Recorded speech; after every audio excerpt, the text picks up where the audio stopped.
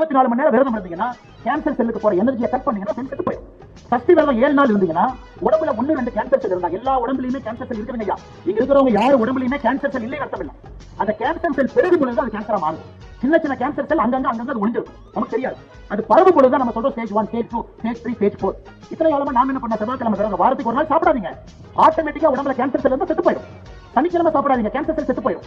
வருஷத்துக்கு ஒருக்கா பாடி கிளீன் பண்ணுமா, 7 நாள் விரதம் இருந்தா மொத்த கேன்சர் செல் செத்து போயிடும். கட்சியில இருக்கிற ஒருத்தர் போய் சொல்லலாம், ஆனா ஒரு கட்சியை போய் சொன்னா எப்படி இருக்கும்? அப்படிதான் இருக்குது இதுவும். போர் அடிச்சா ஏதாச்சும் ஒன்று அவுத்து விட்டுட்டு இருப்பார் போல. அந்த மாதிரி தான் இப்பயும் ஒன்று சொல்லியிருக்காரு. என்ன சொல்லியிருக்காரு அப்படின்னா, 24 மணி நேரம் விரதம் இருந்தா கேன்சர் செல்லுக்கு போகிற எனர்ஜி கட் ஆகி கேன்சர் செல் செத்து போய்விடும். 7 நாள் விரதம் இருந்தா மொத்த கேன்சர் செல்லும் செத்துரும். இன்னும் என்ன நீ பைத்தியக்காரனாவே நினைச்சிட்டு இருக்கறல? இது எப்படி இருக்குன்னா, தூள் படத்துல ரீமாசனோட ராசி இங்கிலீஷ்ல கேன்சர்னு இருக்கும். அது தெரியாம மயில்சாமி கிட்ட விவேக் ஏமாந்துகிட்டே இருப்பாரு. அந்த மாதிரி தாங்க இருக்கு இதுவும். சரி, இப்ப ஃபேக்ட் என்னன்னு பாத்துருவோமா? குறிப்பிட்ட இடைவெளி விட்டு சாப்பிடாம விரதம் இருக்கிறது புற்றுநோய் சிகிச்சையில நேர்மறையான தாக்கத்தை ஏற்படுத்துறது உண்மைதான். விரதம் இருப்பதால புற்றுநோய் பரவியுள்ள உயிரணுக்கள் தன்னை அடாப்ட் பண்ணிக்கிட்டு வளர்வதை தடுக்கும் சூழலை கட்டுப்படுத்த முடியும். அதே மாதிரி விரதம் இருக்கிறது இன்சுலின் லைக் growth factor 1 அப்படின்ற மூளைக்கூறுகளை குறைப்பதன் மூலமா புற்று வளர்வதை தடுக்குது அப்படின்னு ஆய்வுகள் நிரூபிச்சிருக்கு. ஆனா விரதம் இருக்கிறது கேன்சர் ட்ரீட்மெண்ட்டுக்கு எப்படி உதவுது அப்படின்றத இன்னும் முழுசா கண்டுபிடிக்கவே இல்லை.